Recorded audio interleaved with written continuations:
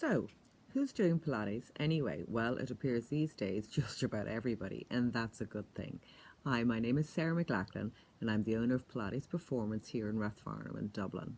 And I've been in the movement Pilates industry for over 30 years now.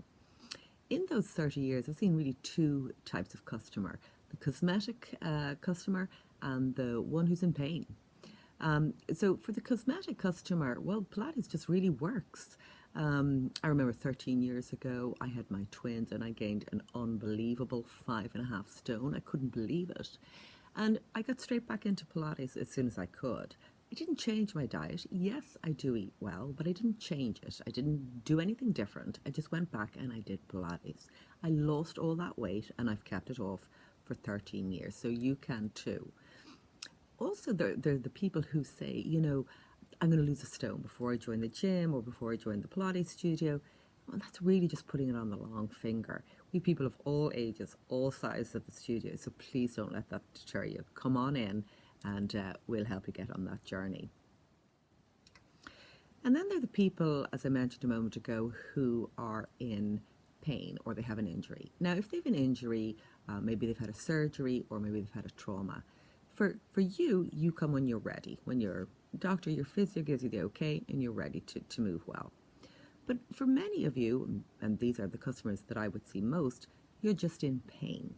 You've been to your physio, you've been to your doctor, you've had an MRI, an X-ray, and you're swallowing painkillers like they're jellies. And yet, there's still no diagnosis. Maybe you've been told there's nothing wrong with you, go home. And it's really frustrating because you're still in pain. Well, for many of you, the problem is quite simple. You have a bad movement pattern. And once you improve your posture and your alignment, that pain can be gone in 3 or 4 sessions. At Pilates Performance, we're very particular, strict if you like, about doing Pilates correctly to ensure that you are getting those results.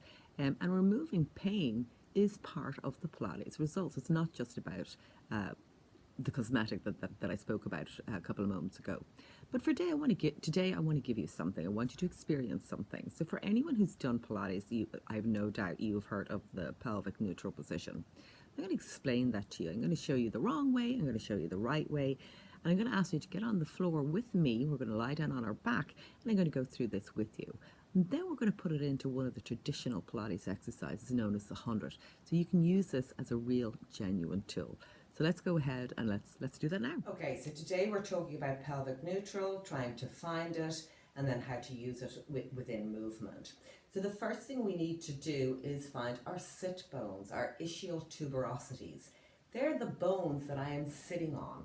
You can feel them when you sit. You can rock forwards and rock back on them, but you need to find them. Sitting down is the easiest place to find your sit bones.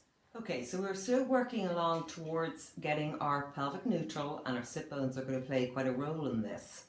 So what we want to establish for pelvic neutral is that our ASIS, these bones that protrude out of the front, and our pubic bone are level. So hopefully you can see that my low back is pressing into the carriage, and so my pubic bone is higher than my hip bone. Of course, if I tilt forwards, the opposite is true. So the pubic bone now is lower. So we need to find and level these 3 bones. So if you place the heel of your hand on your hip bone, fingers down onto your pubic bone, and rock back, you'll feel your pubic bone is higher, and rock forwards, you'll see your pubic bone is lower. So level those out. Now you might feel like you have a very large arch in your low back, and I'm going to address that in just a moment. If I come out of pelvic neutral and just switch off and relax again, we can also get into this. It's a really efficient way by using or thinking about the sit bones. So take your arm around. If your arms are long enough, you can bring the 2 of them around, and again find your sit bones. So again, press your fingers into your sit bones. Now by pressing them in, it's not going to do anything, but if you push your sit bones out, like you're trying to push your finger away, feels a little bit like you're sticking your bum out, that will enforce pelvic neutral. Practice it a few times. It's a very efficient way to do it. So now I'm in pelvic neutral, and you might again feel you've this huge arch. So keep your pelvic neutral and take a deep breath in.